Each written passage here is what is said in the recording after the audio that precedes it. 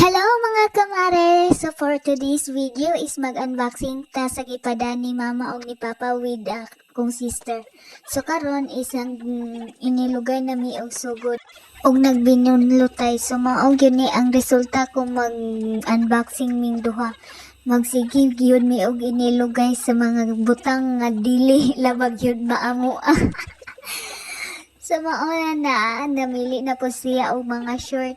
So short na po ang iyang tirada. So nagsukod-sukod siya pero dili mo lusot sa iyang lubot. Palabi pa day!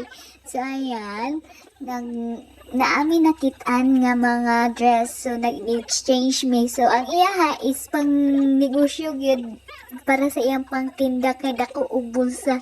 Pwede na day kay pangsud o mga sensiyo sa imong bulsa dali ra ka makasukli.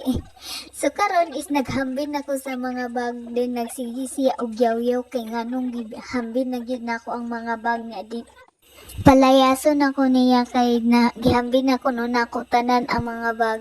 So ako lang gihatag ang usa ka bag niya. Ang guba pag yun nga zipper pero okay ra daw kay ba man ni technician man ni siya. So siya na lang mo ayo sa zipper sa bag nga akong gihatag niya kay ba man ni siya mo ayo.